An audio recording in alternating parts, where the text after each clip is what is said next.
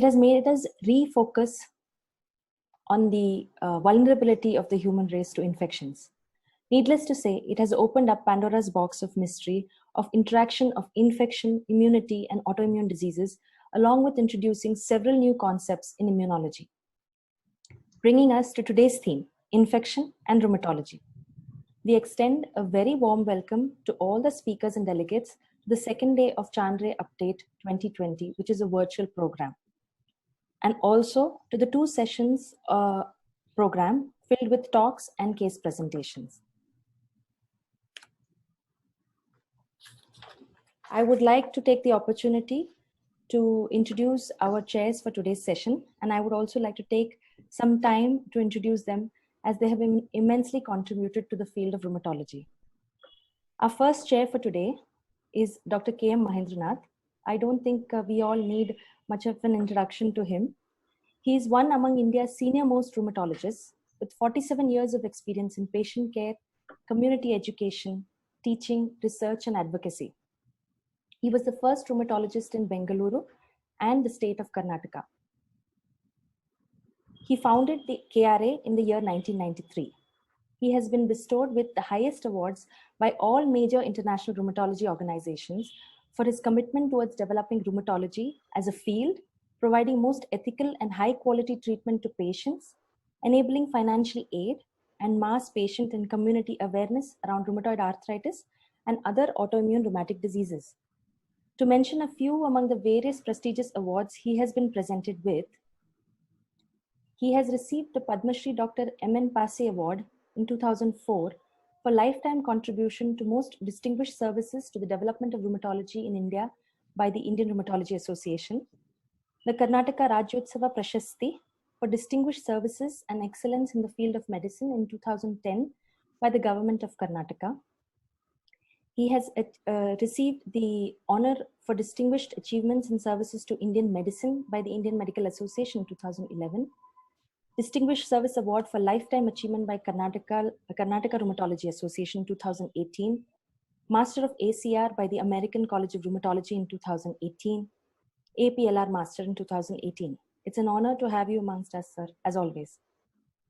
Our second chair for today's event is Dr. Vinita Shobha, Professor and Head of the Department of Clinical Immunology and Rheumatology, St. John's National Academy of Medical Sciences, Bangalore, India. She is an innovator and a trendsetter. She has been pivotal in steering collaborative rheumatology research across Karnataka, which has led to many publications.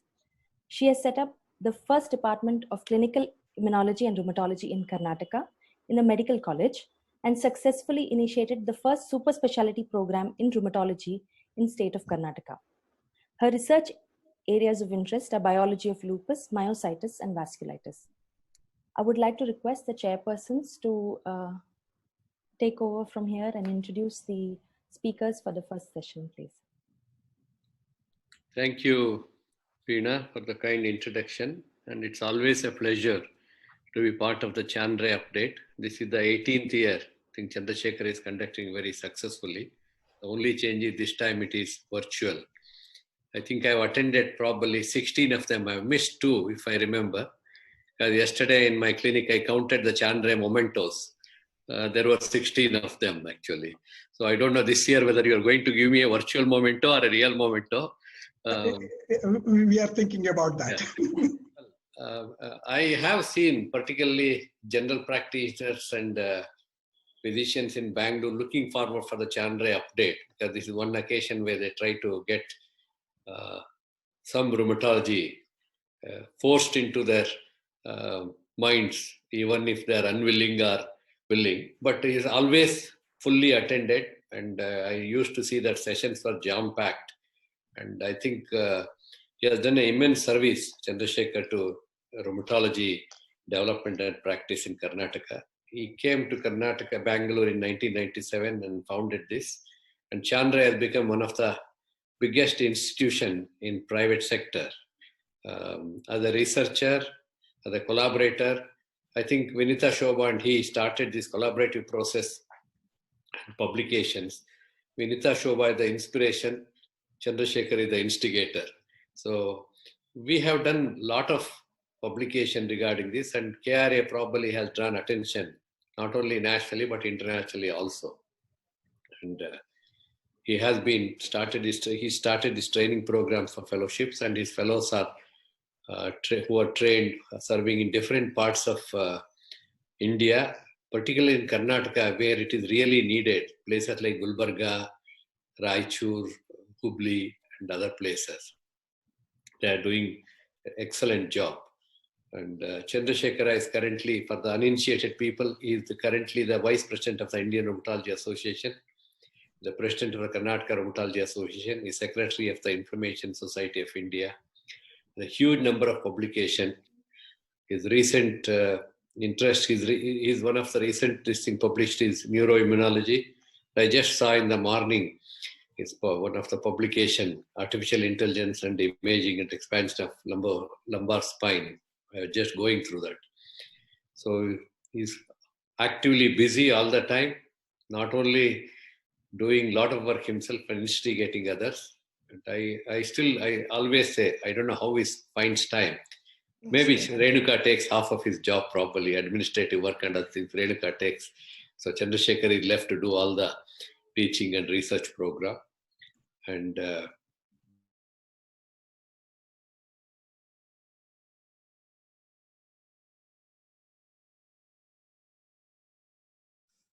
I will probably introduce the other speaker also. Praveen has joined him recently. Praveen did his MBBS from Bangalore, Ambedkar Medical College. Later he moved to Madhya Pradesh where he did his MD. Then he did his DM from Nizam's Institute, where again, like Vinita Shobha, Lisa Rashekar has set up a fantastic department of clinical immunology and rheumatology and trained a generation of students there.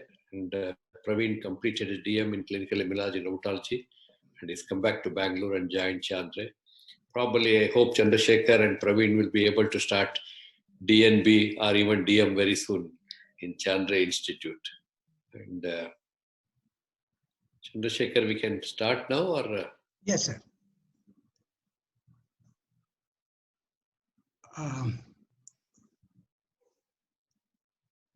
I think I will share my slide and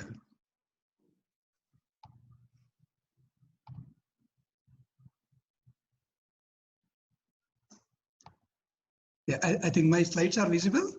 Yes, they are. Yes. Good morning, everybody. I think the infections, autoimmune rheumatic diseases, and their relationship is something which is going ups and downs from the ages we thought of both infection as well as autoimmune disease. The history of considering the rheumatic diseases as a part of infection is nothing new. And history of autoimmune disease being triggered by infection or vice versa is a thing which is a sort of a yo-yo. It goes up and comes down, goes up and comes down. The first of the treatment of rheumatoid arthritis, the injectable gold, came into its use mainly because we thought the rheumatoid arthritis is nothing but other variation of tuberculosis. At that time, the gold was used for managing tuberculosis. We did see that gold interferes in the Mycobacterium tuberculosis growth. We tried the injectable gold. It was successful. Though it was by error in judgment, it became one of the established treatment for quite some time, till as late as 80s and even up to early 90s. The injectable gold was one of the standard much before methotrexate took over. And it's not just that. Slowly, we also started looking at the other relationship with the infections. And conceptually, we always think that the infection can result or trigger or maintain or progress or worsen the autoimmune rheumatic disease. So as we know, in any infection, when it occurs, the immune system is triggered. When immune systems are triggered, there is always a possibility of a polyclonal activation, cross-reacting autoinflammation, and others, which can result in generation of first few autoantibody repertoire, from where there could be epitope spread and affinity maturation, further spread and development of clinical disease, and can progress to develop an autoimmune rheumatic disease. The possibility sounds very simple because this is all what we know. This is all what we have realized. Because if you look into the polyclonal reactions, we all know there is something called anamnestic reaction. Whenever there is an infection, there is a possibility of a repeal or reveal of some antibodies which were sensed in the memory. And also we know the epitope spread and maturations and progressions. So we have a clear understanding that in all possibility, theoretically, infections can trigger or initiate an autoimmune rheumatic disease or an autoimmune disease per se. So it's not just that it can just trigger. It looks like it should be a continuum of trigger. So you have a trigger, re-trigger, or persistent irritation, especially because of the persisting chronic infections. So that results in a chain of event which could move in either directions, finally making the host to be susceptible to develop an autoimmune disease, which could either be continuum, suppressed, or worsened over a period of time. So the issue that why are we thinking again, and what made me to re-look into, or what made me to reconsider this as one of the critical topic of the today is, as we said, the pandemic has given us a lot of thought process that have we really done away with infection as one of the triggering factor for autoimmune rheumatic disease? Or is that the infection is one of the source for problems? Because we were overwhelmingly happy to say that we have captured quite a good number of infections. We have eliminated good number of infections from the world. Like there are countries which are malaria free, there are countries which are tuberculosis free, the entire world is smallpox free, and we have slowly got out of the polio. When that was the state of affair, the pandemic of the corona or COVID-19 literally challenged the entire health system which we had and which we had developed. And now we need to relook that is it really the infection that is also responsible for the development of autoimmune rheumatic disease. I just would like to recapture my journey when we are probing into a possibility of infection as a trigger for autoimmune rheumatic disease. I mean, these are the slides which I have just picked up from my IRA oration, which I delivered in 2016 in Kolkata. It's in search of the bug which is responsible for autoimmune rheumatic disease. This is a study which I did in 2000 because at that time, the cause for rheumatoid arthritis was hovering around the Proteus mirabilis, and few of the Proteus mirabilis related disease. And we were considering that the Proteus mirabilis infection could be one of the trigger factor because of the common sharing of QKRAA epitope, which is also of HLA-DR3, which increases the susceptibility to rheumatoid arthritis. And with that concept in mind, there was many papers which was poured in at that point of time to suggest that the Proteus mirabilis could be one of the trigger factor for the development of rheumatoid arthritis. In India, with a very high infection load, we were expecting theoretically that we to have more number of rheumatoid arthritis patients, which is not always the truth. So that I just wanted to work on how really the Proteus mirabilis is responsible for autoimmune rheumatic disease, especially rheumatoid arthritis. What I did at that time is I took two groups, a DMR-naive rheumatoid and the controls. We collected their serum, and few of these patients were treated for more than 1 year with NSAIDs and disease-modifying rheumatic drugs. And we reassessed their Proteus antibody status, and we classified them as patients in remission and patient in non-remission, with an idea that probably persisting of the Proteus mirabilis could be one of the reasons for persisting disease or a persisting reactivation of rheumatoid arthritis.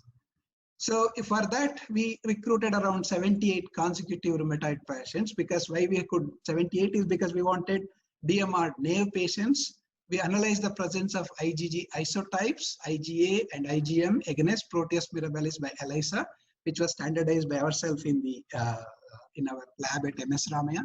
I was at MS Ramaiah as a prof at that time. And we could really see that anti-Proteus antibodies were seen more or less equal to what we see with reference to control group. That there was no significant difference in the anti-Proteus antibodies which was seen in healthy control as well as in the individuals who were suffering from rheumatoid arthritis. After 1 year, 11 of the patients were in clinical remission and the rest of them had an active disease. And we tried to work on the presence or absence of anti-protease antibodies. And we could see that on the contrast, the anti-protease antibody had increased, and the increase was proportionate in both in the patients who were in remission, who were in active disease. So the patients who were having less of anti-protease antibody, there was a gradual rise. Even with the anti-protease antibody being there, the presence of a protease infection being persistently there, what it inferred us that it didn't really influence either the outcome or the trigger of rheumatoid arthritis. So when we compared both, as you could see that there is no significant difference. So we finally concluded that probably the Proteus mirabilis or infection is not responsible for the trigger of rheumatoid arthritis. So from there, I moved to take forward that, because at that point of time, conceptually, I was considering probably rheumatoid arthritis being unique to human beings, not very commonly seen in animals.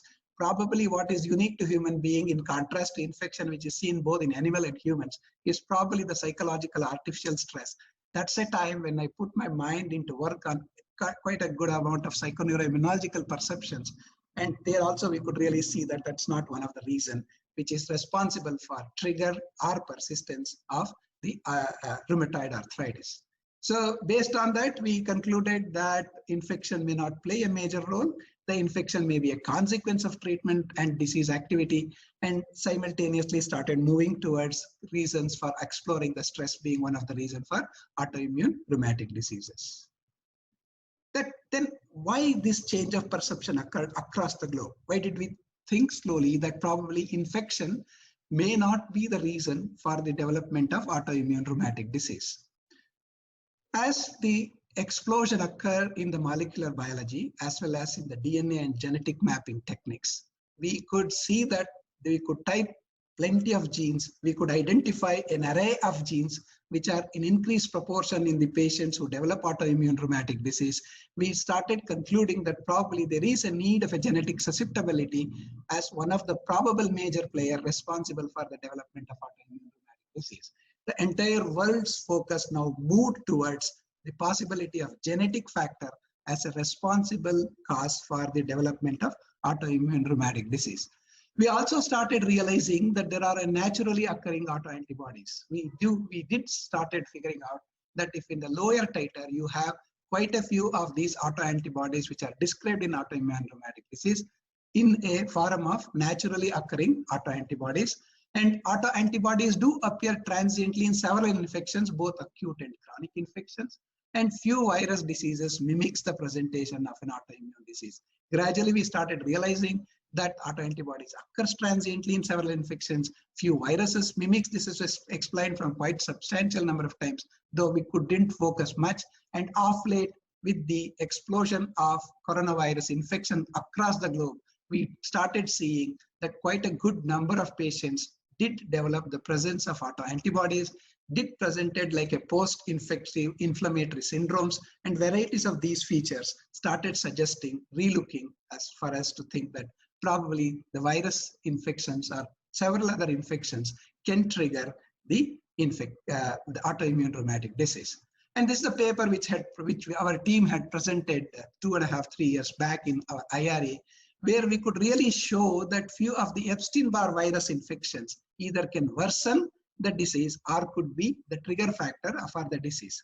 So to enlarge the same, we had a series of patients from 2017 to 18. 18 of the patients whom we suspected to be Epstein-Barr virus infections, we had quite a few of them, at least 5 patients had early phase of infections and 4 had reactivations phase. So the following were the diagnoses which we could conclude. 1 had a rheumatoid with an exacerbation of acute cardiac tamponade. 1 was a primary biliary cirrhosis which developed interstitial pneumonias. 2 of them were Sjogren's syndrome which presented with acute interstitial pneumonias. 1 with erythema nodosums. 2 patients presented like lupus. 2 patients presented for the first time as dermatomyositis. We didn't put these patients on disease-modifying antirheumatic drugs. We withdrew in some of them.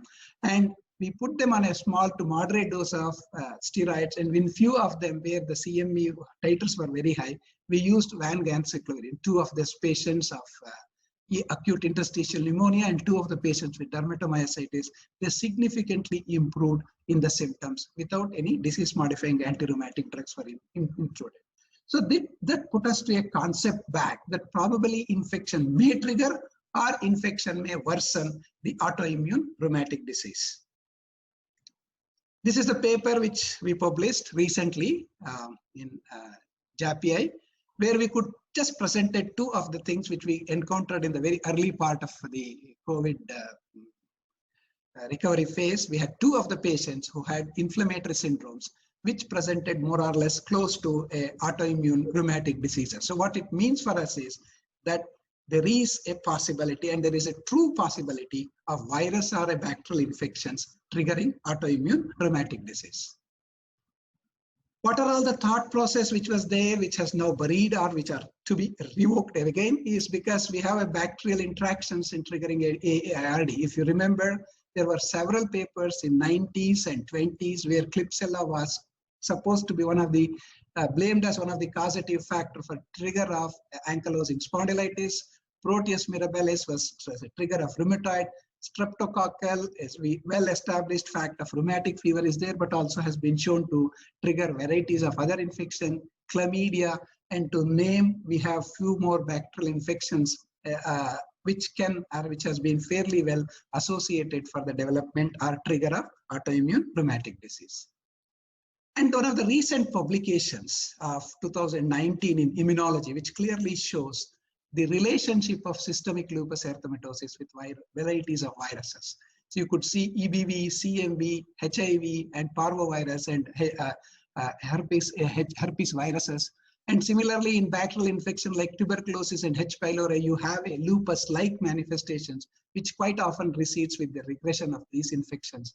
Few of the parasites also has been shown to worsen or trigger or the add on to the disease process of lupus which is happening. So what we really say that the interaction between the infection, autoimmune disease, varieties of autoimmune disease is multimodal. Similarly, when we look at cytomegalovirus, this is one of the very interesting study which has been published in 2019, where they just analyzed the number of patients where they suspected the possibility of cytomegalovirus infection or a trigger. And they looked for antigenemias. Out of 443 requests, the 15% of them had cytomegalovirus antigenemia, suggesting of multiplication or replications of the CMV antigens. Sorry, out of 443, they suspected around 15% to be suspected of CMV. Out of the tests that are requested, 30% of approximately 1/3 of them were positive for CMV antigenemia, of which you could see the lupus and vasculitis dominates the scene, and rheumatoid and overlap and antisynthetase syndromes, they were also a part of these syndromes, which could mimic the exacerbation or worsening of the autoimmune rheumatic diseases. So thus, the interaction of autoimmune rheumatic disease with the infections is multifold. One is, it could be an initiator. As I said, it could be because of polyclonal activation, cross-mimicking, or production of tissue necrosis, which could activate the autoimmune response, which may proliferate the way I said in the very beginning of the study, or persisting infection like hepatitis B, CMV, EBV, which persists long-lasting infections, can produce a sort of immune diversion for their survival. This immune diversion could be one of the reasons for maintenance of the autoimmune trigger which has been developed, or infection can trigger inflammation, which could in turn worsen the clinical manifestation of autoimmune rheumatic diseases, or it may go on contributing to the progressive deterioration of the patients with autoimmune rheumatic disease. Because why I'm saying is, we do see in a patient of autoimmune rheumatic disease, the variability in the course of the disease. Not that all patients with an autoimmune rheumatic disease behave same. You have a multiple diversions you see in them. We see a different polymorphism, a different clinical presentation, different speed in deterioration, and different requirement of treatment and therapeutic intervention in these individuals. The question that comes is that how much the infections interfere in all these status. Maintenance of the autoimmune rheumatic disease, exacerbation of the autoimmune rheumatic disease, worsening and deterioration of the autoimmune rheumatic disease. What are all the areas where they interfere or interact is something which we still have to work. And no doubt there could be an initiator, there could be a maintenance, they may worsen, or they may add on to the confusion that already pre-existing in the management of autoimmune rheumatic disease. So we need to be vigilant on the infection when we are managing autoimmune rheumatic disease. The reasons I have said is, one, it could be a co-pilot in the pathogenic drive or deterioration of autoimmune rheumatic disease, or it could be the driving force for the presence of autoimmune rheumatic disease. The worst thing to happen, it could be the backstage killer. You are focusing on autoimmune rheumatic disease, wherein the CMV or a CM pneumonitis or CM's clinical features may take the patient's life off. So it could be a backstage killer, it could be the driving force, or it could be a co-pilot in the pathogenic drive or deterioration of autoimmune rheumatic disease. It's always a challenge. When we are managing an autoimmune rheumatic disease, it's always an ever challenge, whether it is to answer the question, whether it is infection or the autoimmune rheumatic disease. We are working on varieties of aspects, how to resolve this conflict. I think we designed a probable scoring system using total count, NLR, C-reactive, and procalcitonin, which we thought it could be a common calculator which can help in varieties of autoimmune rheumatic disease, including the normal population. To check this calculator, I took help of Dr. Vinita Shobha and Professor Ravi from BMCRI. We tried to see how much it influenced. We were also trying to work on how does it behave in a different population. What we could observe is when we went for a pattern analysis with our AI working up, we could see that the way these parameters, I've just given the sample of 2 of them. We have calculated and worked on most of it. If you could see that total count, the change between infection and non-infection in rheumatoid arthritis resembles little close to normal, but not as much as you see. If you see in normal, the jump is quite significant, whereas if you see in rheumatoid, jump is not that significant. If you see in lupus, the changes are not really that much significant. So the way, if I use the same score what we are using in general, the scoring may fail in between these separate circumstances. Look at the CRP. CRP is the worst thing to have behave like. For example, in normal, you could see there at baseline, it jumps, and it jumps to quite a significant proportion. Whereas if you see in in lupus, they don't change much, they change very subtly. If you see at rheumatoid, it always, as I always say, that rheumatoid comes with a grace mark because CRP as such is high. It jumps further, but the jump is not that high, but the jump could be much higher. So the scoring system cannot be uniform. So it cannot be same thing spread across, need some corrections, need some modifications based on these patterns that we see. So in a nutshell, the interaction between AIRD, infections, interpretations of the infection parameters significantly interacts. It's not just that it triggers AIRD, it also continues to pose a challenge to all the rheumatologists and the patient and the physicians who treat these autoimmune rheumatic diseases, whether it is the infections, whether it is the worsening, whether I should treat infection or whether I concentrate on AIRD or should I manage both. So it's difficult to assess, but I think with the knowledge and with the amount of information or data we have, slowly we should be able to analyze and get a solution to these kind of complex situations. So hope we can design some of the processes and patterns or the methods in which we can differentiate, figure out the suitable treatment, and we can intervene appropriately for the better outcome of this disease. Thank you very much for patience hearing. Thank you, Dr. Chandrasekhar. That's such a superb deliberation. That was very, very nice to listen to you, how you have enthusiastically tried to answer the questions which are relevant in clinical practice. Your enthusiasm is really amazing. Do we have any questions from the audience? Dr. Veena? While she's figuring it out, let me ask you two questions. So you brought out this very important concept of infections causing immune diversion. So that's a very wonderful thought. Do you think that the high incidence of infections in our country, and that could probably contribute to lower frequency of allergic disorders and autoimmunity in India?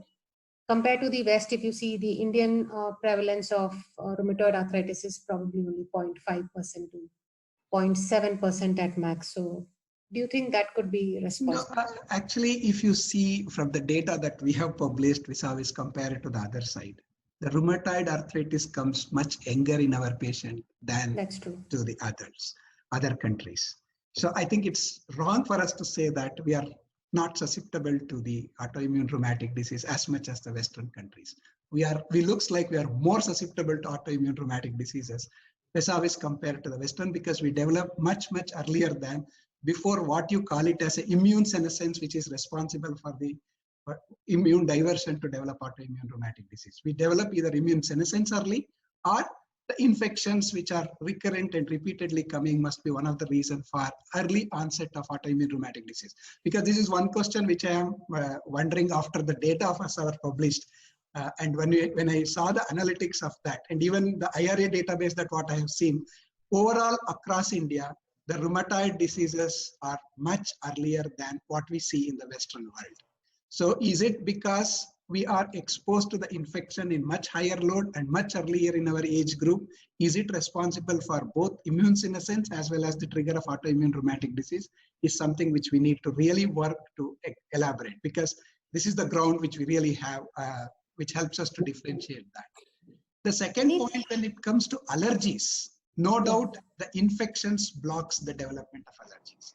Presence of infections will block the development of allergies because of the hyposensitization and other diversion more towards Th1 than Th2. That definitely allergic tendencies are lesser. That is no question on that. The more hygienic population have increased allergic tendencies, whereas AIRD, I first thought, see, because my thought process almost went to say no after my first study. I literally thought that probably infection may not be the right one to think as a responsible factor for the development of autoimmune rheumatic disease. I almost stopped working on that area and even studying those literature for nearly 5-10 years. But then I realized that probably I think there is something more, which is more than what we just superficially perceived when it comes to autoimmune rheumatic disease and infections. That's when I put my thought process back that yes, I think the infection may be responsible factor for that. So then I restarted looking into that. The output of them are these calculators and all their byproducts, but the work is on how exactly those things are. Thank you. And we have one question. Any role for diet in triggering AIRDS by Dr. Arshia Sultana? Yeah, the diet and the autoimmune rheumatic disease is a question which we are still not able to answer. I mean, usually we, as per whatever the literature, whatever the studies that are there, they are not very sure to associate these two things, the diet as well as the development of autoimmune rheumatic disease. Again, food intake and the inflammation, there is a good relationship which has now coming up. The amount of diet, fat load, glucose load, they trigger inflammation. But whether they trigger an autoimmune process is something which we are not very sure. So what I'm saying is, if you take some diets which could be pro-inflammatory, can trigger the inflammation. But whether it leads to autoimmune system or autoimmune response is something which is very difficult to explain, because the food per se do not give a polyclonal activations. Food per se do not result in variation or a deviation in the immune responses. It can little alter this way, that way. I mean, my personal perception on that, unless it changes after any more data comes, is that probably the diet may not be the responsible factor for the development of AIR. Yeah, let me just try to pick your brain on what is your hypothesis for low mortality for COVID-19 in, do you think of any reasons for low COVID-19 mortality in India?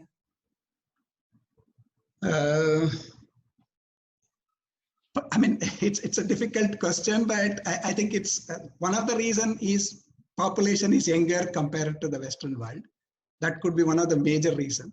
The second is actually we don't see much of the cytokine storm in our patient population. Maybe the second factor which may be responsible for the what we can say the low mortality, because reason for the highest mortality is supposed to be the cytokine storm. And most of the Indians have immune responses which are subdued, mainly because of nutritional factor, pre-exposure to infections and vaccines. Maybe that usually contain the cytokine storm responses. So that could be the hypothesis which I put it as the reason for it, because we have seen in the autoimmune rheumatic disease who are adequately immune compromised usually don't go for a cytokine storm. Correct.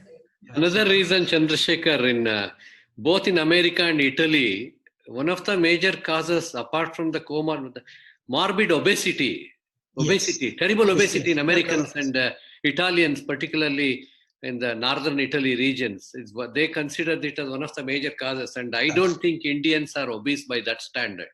Yeah, that's true. That's true.